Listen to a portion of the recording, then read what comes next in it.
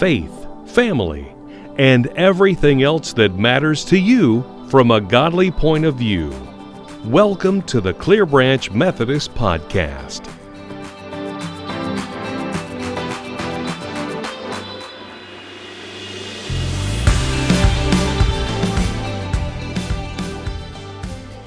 Hey, welcome in. It is the Clear Branch Methodist Podcast. My name is Pastor Mark, and I'm here as always. I'm actually by myself this week once again. Our lead pastor, Jeremy Alville, is in Costa Rica at the convening General Conference of the Global Methodist Church. He's helping to write a constitution. He's doing all kinds of groundbreaking work down there, which leaves him very little time this week to grace us on with his presence on this little podcast that we do. But that's okay, because we're going to talk about the episode this week. It's episode 7, The Last Sign, and a lot has happened in this episode. As always, we've got spoilers ahead, and also keep in mind, I should probably make a note of this. Keep in mind that I'm actually recording this podcast about 2 days before normal. Usually we wait till after our Wednesday night viewing with our congregation and the Q&A time after that to kind of come up with, what are some of the main things that stuck out to other people and that sort of thing. I've got to do this a little early this week because I'm tied up on Thursday. I can't record the podcast on Thursday. My family, big family news here. We're adopting a kid on Thursday. And the judicial system prefers that I'm there. So I'll be there doing that. Now, the podcast, of course, will drop at the same time as normal every week on Thursday. But if something big happens, some big breaking news that it seems odd that I don't address, that is why. That's why, if I don't address something that it seems like, Mark really should have touched on that. Well, it's because I didn't know. So, yeah, there you go. But this episode, a very powerful episode. It's the second to last one, the penultimate episode. It's called The Last Sign. And if you saw any of the marketing for this season of the podcast, then you know that this season has been leading to the resurrection of Lazarus. And that happens in this episode. Jesus brings Lazarus back to life and sets off a chain of events that will eventually lead us into Holy Week.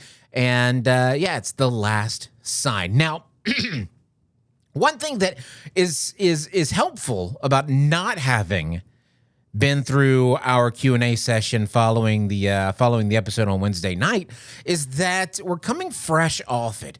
If you're listening to this after being there, if you've been on a trip, I know a large number of people that would normally be with us on Wednesday night are on a massive church group road trip. If you are that group, well, you get to be a part of it fresh when it's fresh from me. So if you haven't watched the episode, go watch the episode. Pull it up on your phone. There's the Chosen app. Go do that now. Then come back to this. Just hit pause. Close the window on your phone. Go back. Watch the episode. It's a little over an hour, and I'll see you back then. Don't worry. I'll wait. It's okay. Okay, so I'm done waiting. This season's episode, number 7, had a lot going on for it. So let's just jump right in. There's a massive flashback on this episode, and it really is one of those things that at first you're not quite sure what's going on, and then eventually it all comes together, and I love when they do that. It starts out with this major flash forward to Matthew, and it's the farthest in the future we've seen, sometime in the mid-1st century AD.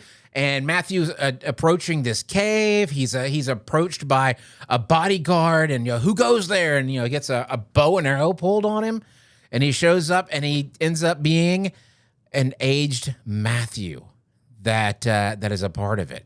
So Matthew shows up, and he ends up going inside, seeing Mary, who is there waiting on him, and they're happy to see each other as always. He's got some news. He's got some fresh news.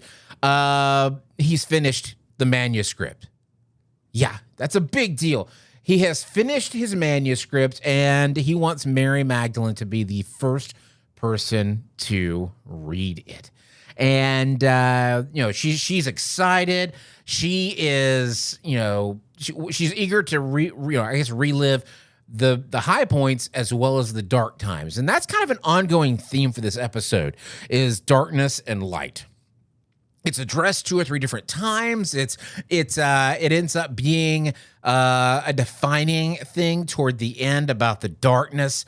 And just keep an eye on that if you go back and watch it again. But Mary is eager to read and eager to get on into this. Says she's going to read the whole thing, and Matthew wants her thoughts. Matthew also has some other news for her, and it's that little James. And the thing is, he says, I also have other news, and she goes, oh no, who? Because I guess they'd already experienced some loss. And so when someone says they have news, it's just, okay, which one? And this was little James. His death at the hands of the Roman king, ostracized in Lower Egypt. It's also the first time we hear Paul mentioned in this, which is interesting news because I don't know if you know this, earlier this week, we had, or was it last week? It was the end of last week. We had the announcement coming that there's going to be basically a Chosen verse, meaning that they're doing a few different other projects outside of the Chosen. And one of them is called The Way, and it's going to be about the journeys of Paul. And there's also going to be one about Joseph, one about Moses. So, but yeah, they're going to include Paul in all this. So this was the first mention of Paul in all of this. Also, Mary working on her own writings. She says it's not for the church like what Matthew had written. I mean, it's very widely known that when Matthew was even writing it, this was for future generations. But at the same time, Mary felt like she needed to process some things. She felt like she needed to go back through and write some things down. And it was just for her as a way of processing. It wasn't for anybody else. Here's the one thing I can say about all this, and it comes back around at the end to this. This whole thing with Mary's writings was basically invented for the show. This is extra biblical. This does, there's no, secret book that's very much like, the songs of David. No, this was made for, what she read was made for Chosen. That's what it comes down to. Take a sip of my drink here. Okay, so Matthew has shared this word with her, and Mary explains she's working on a personal document written to help her process her dreams about darker times in life, not meant for the church, like Matthew's gospel. Still, she agrees to let Matthew read it. So then we kick back to the normal timeline, and the gang is all the disciples are headed to go back to Bethany to grieve Lazarus, and it cuts back and forth through a number of different conversations. The first one being John and Thomas, and John's approaching Thomas about something he said the night before when they were in the inn. And Thomas addressed, we're going back to Bethany to possibly die with Lazarus. And John says, hey, what about that? Did you mean to say that? And what did you mean by that? Because, Thomas is in a really delicate place. And we see that play out throughout this episode. We see it play out through the next couple of episodes. And I think it's going to continue on into the next few seasons. We're going to see these ongoing repercussions of Raymond's death in Thomas. And we talked about this last week, how good it was how they were showing how grief works. And I feel like we saw more of this.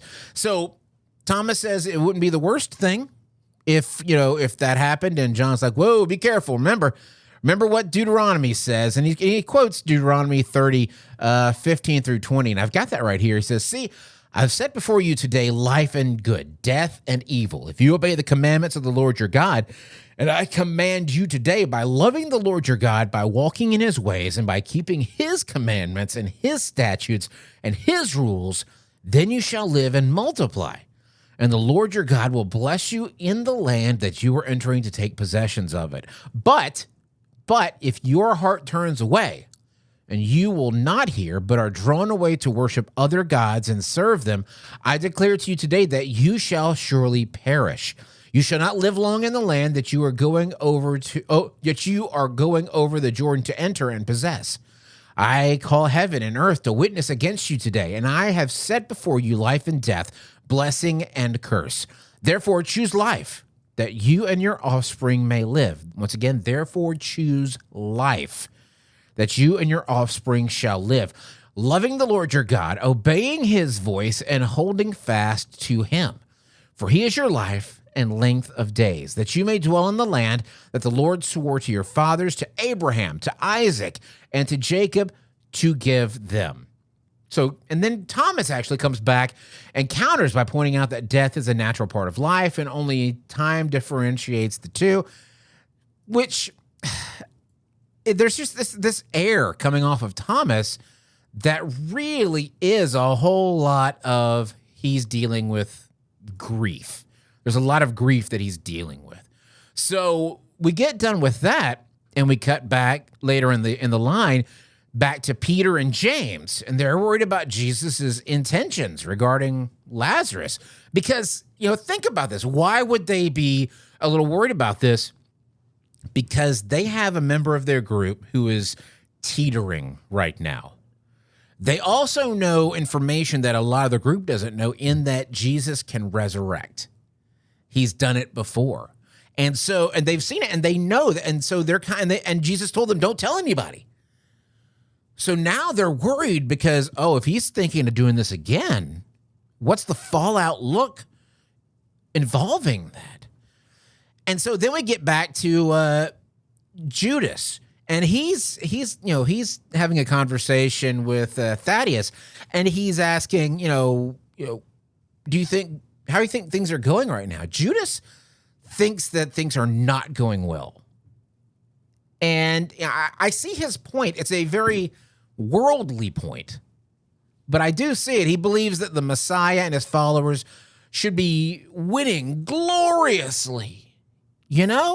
And not stumbling around, as he says, in sackcloth and ashes. And Nathanael notes that only Jesus knows what true glory looks like, because Judas has said, we should be on the path to glory. And Nathanael, being, I guess, a little wiser, throws out that, only Jesus really knows what that really looks like. Judas insists this can't be it. And I think that's going to be, within the telling in The Chosen, I think that limited vision is going to be Judas's downfall. I think that's what's going to lead him, because he's exhibited that through the last few episodes and mainly through this season. That's been a big thing for him, is his limited scope, his lack of trust, and his wanting to over-control everything. I feel like that's going to be the big downfall for Judas. So our gang gets to Bethany with all these conversations going on, and we've got Mary Magdalene and talking to little James, and they're talking about how they've both they've overcome some dark times. They've both overcome some things. Little James talks about how he's learning how to trust better ever since Jesus talked to him about the irony with him being able to heal people, but not being able to heal himself. That came from season, I think, 3, before they went on their individual missions. So they talk about that, and they both talk about how far they've come spiritually. And Mary Magdalene tells little James, "You're further, I think, than you realize," basically. So they get to Bethany, and Martha comes running out, and she is ticked off. And I get it. I get why she is. She says she's angry that Jesus didn't come when he heard Lazarus was sick.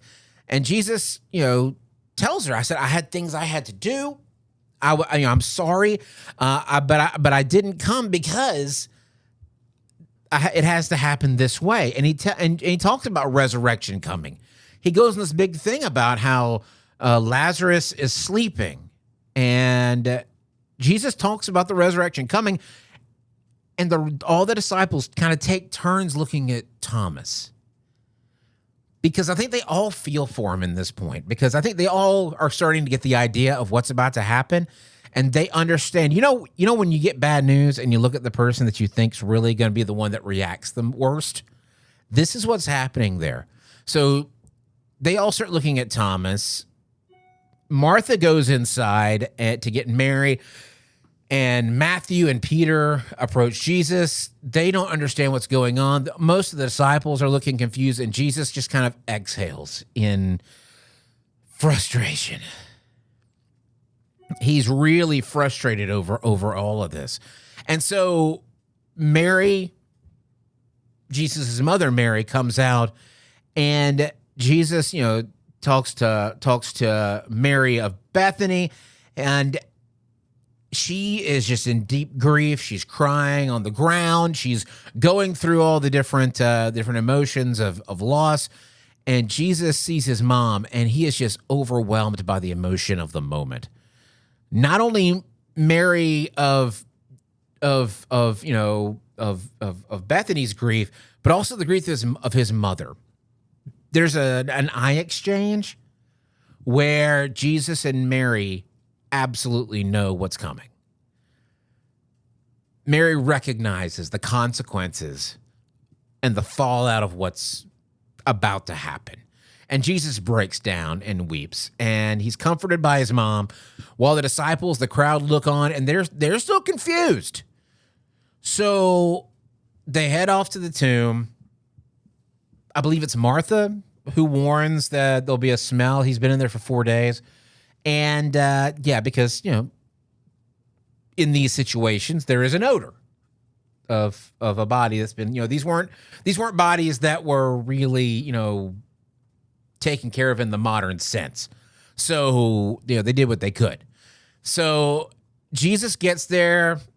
He has the stone rolled back. He commands Lazarus, come out. And Lazarus comes out, and there's a giant gasp in the crowd. People have started coming up. There's a good sized crowd that has joined them here, and they're screaming, which I get. That's pretty much an appropriate reaction, because we end up with this situation where people are seeing someone that they knew was dead walking around. That's somewhat concerning,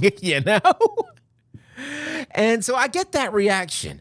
We see a lot of other reactions too, though. We've got the reaction from Martha, who is just relieved and overjoyed. We've got Thomas, who can't believe it. He is so down that he is furious. You can just see the anger building on. Great performance by the actor here. Big James is confused over why we're doing this so publicly now. Judas is running around like his team has won the World Series of the Super Bowl, still not understanding what's going on. And Jesus ended up having to tell Laz that he was sorry it had to be this way, but also not. And it was a testament there to God's plan there, because this is what it had to happen this way. It had to be a public thing. It had to help the disciples see that resurrection. It had to be a public spectacle.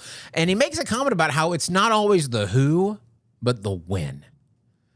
Meaning that, God's timing doesn't bend to what's convenient for us. It worked out well for Jesus, being that it was Lazarus, but it could have been Rama. It could have been any of these other people, but it was not the right time for that, not the right circumstances for that kind of action there. So it turned out in that aspect that Jesus did a large part of it for his disciples to see, but also because there was a Sadducee there, and he needed that Sadducee to see him do this. So that news would go up, because he knows the religious leaders have to hear about this. They have to have undeniable proof of who he is, so that they will act. They'll take it seriously. So after all this is done, there's a funny little scene about with Lazarus talking to Jesus, and they mention the girls have unwrapped Lazarus, and they make a comment about how his knee still has that tick in it, and Jesus says, "Sorry, only one major miracle per person. Sorry." But later on, Martha and Mary are sitting at a table, and they're just kind of processing everything. They're taking everything in.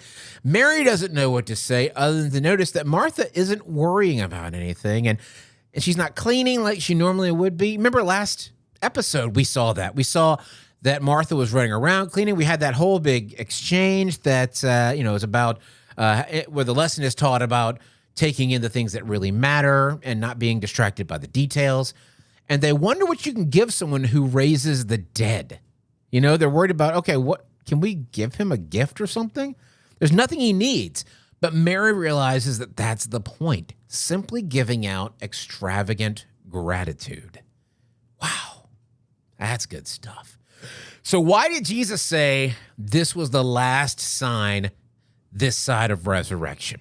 Well, when Lazarus continues to resist, Jesus is trying to tell him about all this. And just like the disciples, Lazarus is pushing back. Jesus is outright telling him, this is what's going to happen. This, and then this, and then this, and then that. It goes on and on and on.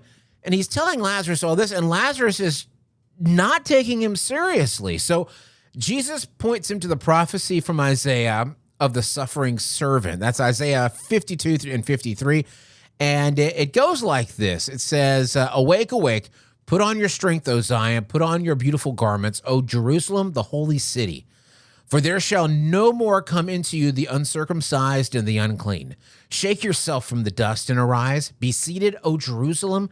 Loose the bonds from your neck, O captive daughter of Zion." And Lazarus says he'd never connected the story to his flesh and blood friend, but Jesus insists the story is nearing its end. And then we hear a scuffle outside. And Jesus and Lazarus are distracted. It's the disciples. Thomas is having a world-class come apart. We're talking spoiled kid in the toy aisle level, not tantrum, but he's really is acting on his anger, And Lazarus asks him, "Hey, do you need to go say something?"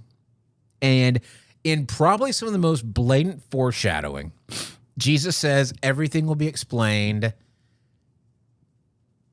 at the Last Supper. He's pointing to this event when everything will be explained. All of it gets and he says all will be laid out at Passover, which is, i.e. the Last Supper. But Thomas is not ready for his words right now, he says.